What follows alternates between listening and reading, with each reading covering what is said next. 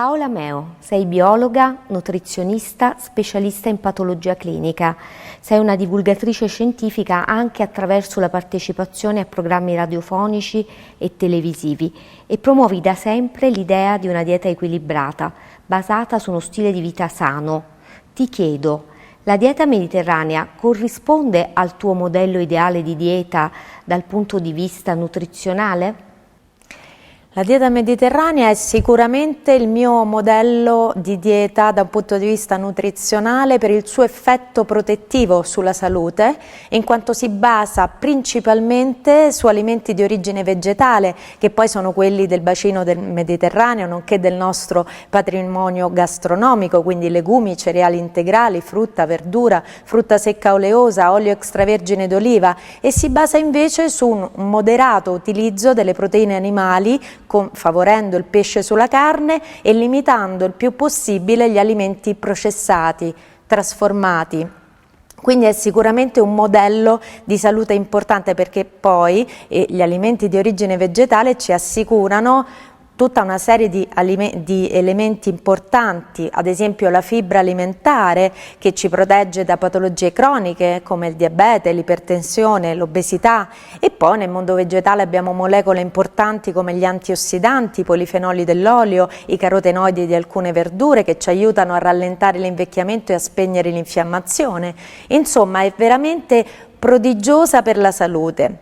Mi preme dire che poi la dieta mediterranea è un concetto di salute a 360 gradi, non è soltanto importante dal punto di vista nutrizionale, ma evidenzia diversi aspetti importanti per la salute, ad esempio l'attenzione alla convivialità, a fare un'attività fisica regolare è altresì importante, evidenzia anche l'importanza della stagionalità degli alimenti, della naturalità degli alimenti e quindi il rispetto delle tradizioni locali.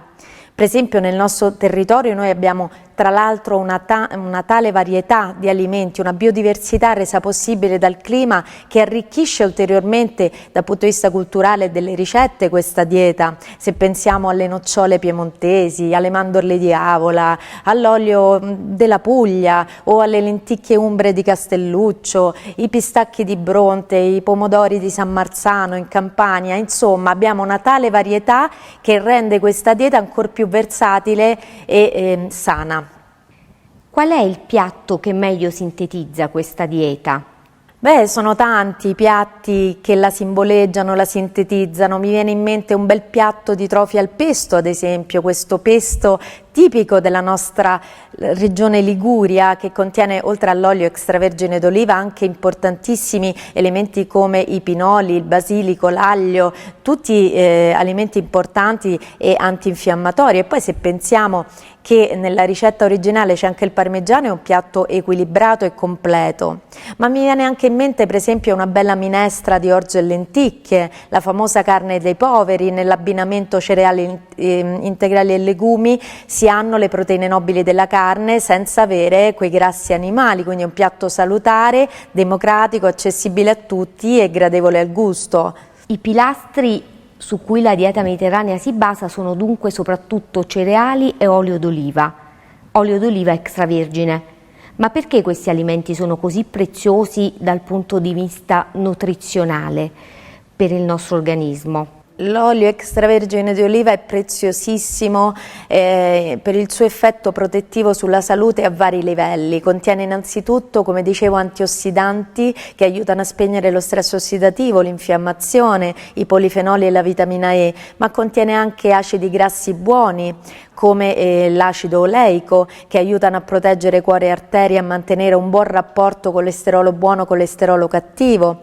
L'olio però regolarizza l'intestino, aumenta la secrezione di bile regolarizzando anche l'attività del fegato, ma veicola vitamine liposolubili come la vitamina D che fissa il calcio o il licopene del pomodoro, ad esempio in un bel sughetto dove si sprigiona dalla parete del pomodoro in cottura questo potente antiossidante, il licopene, che conferisce il colore rosso al pomodoro, viene assorbito molto bene, essendo liposolubile questo antiossidante, con l'olio del sugo, e quindi l'olio ha vari varie proprietà. Oltretutto l'olio d'oliva ha un punto di fumo alto, superiore alla temperatura di frittura di 210 gradi, e quindi si può utilizzare anche per friggere. Si può fare un'ottima frittura anche con l'olio d'oliva, ma rimane una frittura salutare. L'importante è che questo olio però ci ricordiamo di conservarlo in contenitori ermeticamente chiusi al buio, altrimenti è sensibile alla luce e all'aria e perde il suo effetto benefico, perde gli antiossidanti. E poi ricordiamoci sempre che è un grasso, per cui facendo 90 kcal per cucchiaio non dovremo superare le porzioni di 2 cucchiai a pasto. E i cereali? Che tipo di cereali dovremmo effettivamente consumare? Ecco, i cereali sono innanzitutto importanti in quanto sono gli zuccheri complessi, i carboidrati, che dovrebbero, essendo la nostra fonte principale dell'energia, costituire il 55% delle chilocalorie giornaliere. Dovremmo però variare nell'assunzione, nell'ambito di ciascuna classe di alimenti, gli alimenti, e quindi in questo caso i cereali, tra orzo, farro. In Italia poi ce ne abbiamo tantissimi, abbiamo il riso, la quinoa, il miglio, il grano saraceno, e quindi dovremmo cercare di variarli e ritornare ad assumere i chicchi integri, anche nella versione perlata, ma non tanto le farine quanto i chicchi integrali. Perché questo? Perché nel chicco integrale ritroviamo la perfezione a livello nutrizionale, quindi la fibra alimentare che ci dà la sazietà abbassandone l'indice glicemico, e come dicevo fa molto bene per la nostra salute, ma anche nella parte esterna del germe del grano abbiamo la parte fitoprotettiva che si perde con le farine, come vitamine liposolubili e antiossidanti, e quindi dovremmo cercare di assumerli nella loro integrità. Dunque la dieta mediterranea è un modello perfetto in termini di salubrità, ma nella realtà, da quando i coniugi Keys la codificarono, è molto cambiata. In che cosa è cambiata?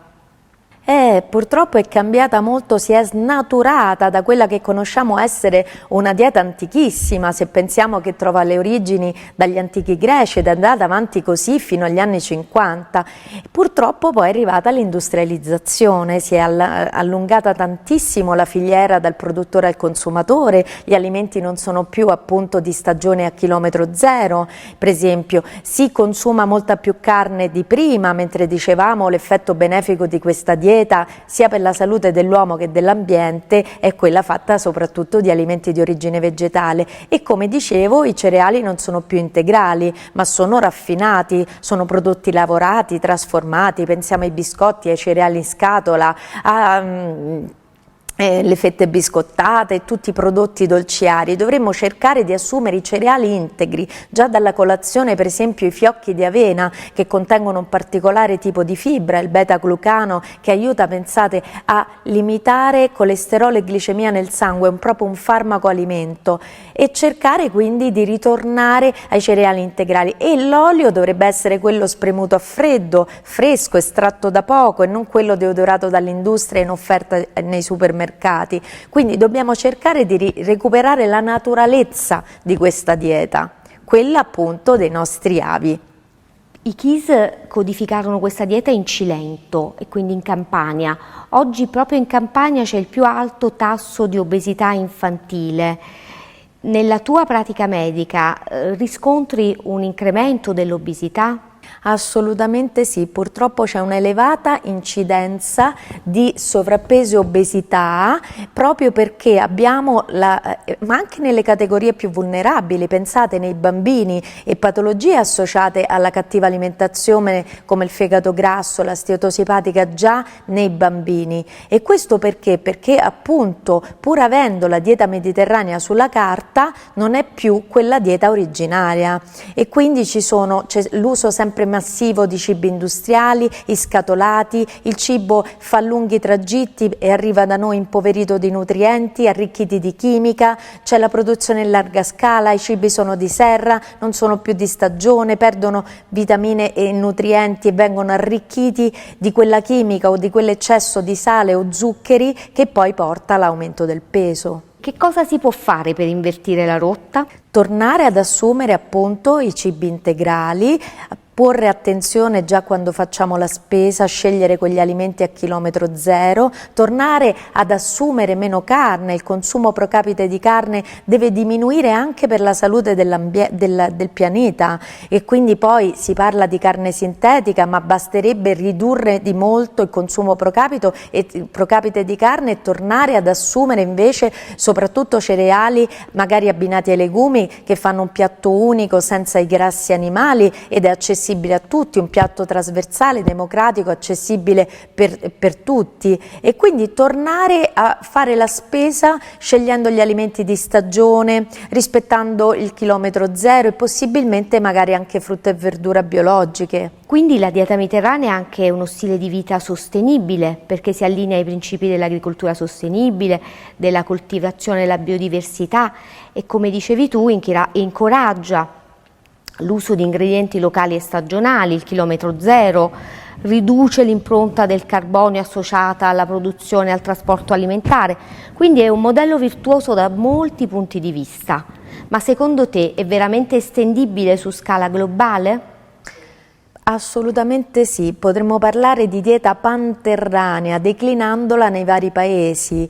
Basterebbe sostituire ai nostri alimenti tradizionali altri corrispondenti con le stesse proprietà nutrizionali. Faccio un esempio: il grano europeo può diventare il teff e il manioca in Africa piuttosto che la quinoa in Sud America, il kamut in Canada, il riso in Oriente e la segale in Nord Europa, oppure l'olio extravergine d'oliva che ha grassi monoinsaturi può essere sostituito dall'avogato che è coltivato ormai anche in Sicilia, ma comunque è tipico del Sud America, del Nord Africa, e contiene anch'esso grassi monoinsaturi. La frutta secca con le noci pecan dell'Australia, degli Stati Uniti, o le noci di macadamia in Australia, o piuttosto che altra frutta secca, la papaya, sempre in Sud America. Insomma, potremmo cercare di sostituire quegli alimenti benefici della dieta mediterranea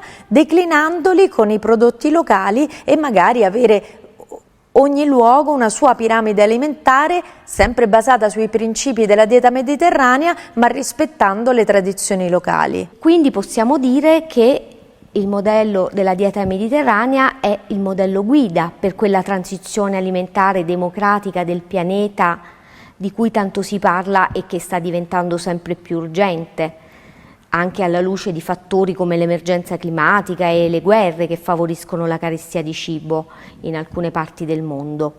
Penso proprio di sì, è una dieta green importantissima per la salute, che deve diventare la dieta salvasalute per il futuro dell'uomo e del pianeta.